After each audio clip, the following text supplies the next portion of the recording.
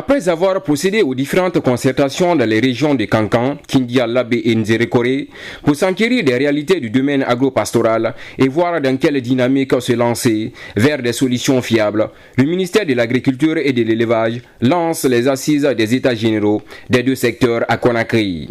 Placé sous le thème « Comment traduire le potentiel agro-pastoral de la Guinée en levier pour l'autosuffisance, la sécurité alimentaire et nutritionnelle », des questions innovantes et durable pour stimuler la croissance et la résilience de l'agriculture et de l'élevage en Guinée seront abordées. Ces assises constituent un enjeu majeur pour les secteurs de l'agriculture et de l'élevage et regroupent les acteurs du domaine agricole du pays.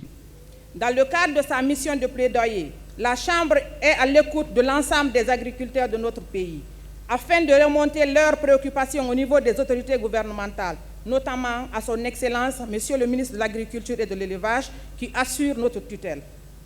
Mesdames et Messieurs, l'organisation de ces États généraux est une opportunité unique pour les acteurs du monde rural de faire entendre leur voix, manifester leur joie et exprimer leurs préoccupations sur les différents aspects de la production agricole.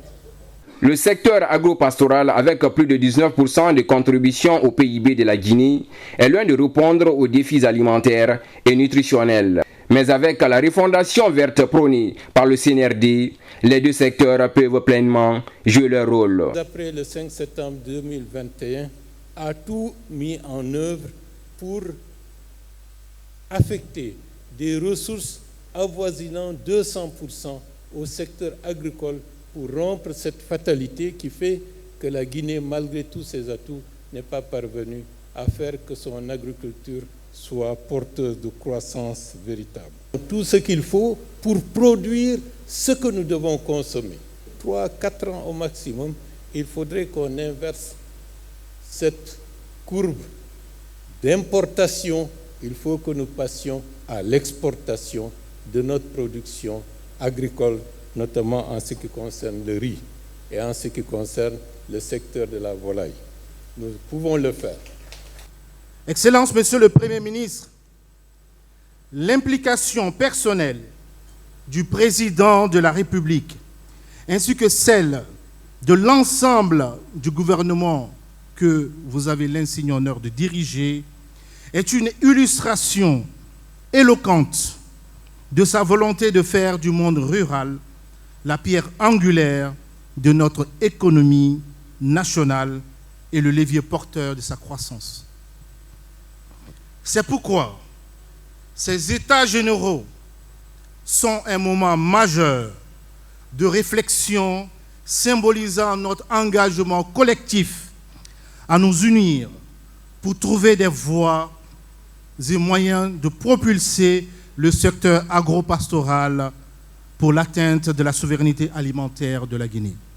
Le ministère du Commerce, qui est un secteur majeur pour promouvoir les produits locaux et leur outillage, s'inscrit dans la même ligne que les acteurs pour répondre aux défis alimentaires. L'opportunité nous est offerte aujourd'hui en tant que membre du gouvernement de participer justement à ces échanges avec les vrais acteurs de l'écosystème agricole et au compte du ministère de l'Industrie, du Commerce et des petites et moyennes entreprises. Nous sommes concernés par ces états généraux parce que nous sommes sur la chaîne de valorisation de l'agriculture, qu'elle soit de l'agriculture rurale, pastorale ou encore familiale. Nous pensons que nous avons notre rôle à jouer en termes d'industrialisation et de transformation de nos produits, mais de l'autre côté aussi en termes de promotion de nos produits locaux, à travers l'exportation, à travers aussi la valorisation du contenu local.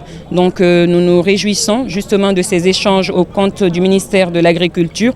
Une occasion pour les acteurs du domaine agro-pastoral d'exposer les défis auxquels ils sont confrontés. Nos ententes, personnellement, notre cas, c'est surtout la filière oignon, que nous souhaitons vraiment une relance totale de cette filière, parce qu'aujourd'hui, l'importation, ça coûte sur le budget de l'État.